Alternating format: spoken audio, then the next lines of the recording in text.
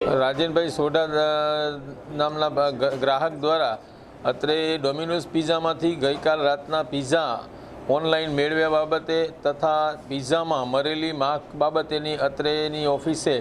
online ફરિયાદ કરતા જામનગર મહાનગરપાલિકાની ફૂડ વિભાગ દ્વારા અત્રે લખોટા તળાવ પાસે આવેલ ડોમિનોઝ પિઝામાં રૂબરૂ તપાસ કરી આ પેઢીમાં તપાસ કરતા તપાસ દરમિયાન પેકિંગથી સર્વિસ દરમિયાન આવી મરેલી માખી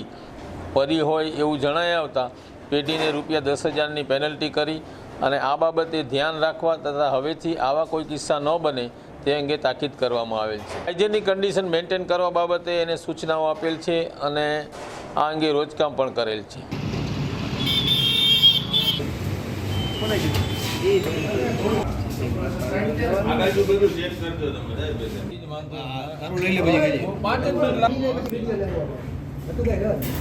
આગળ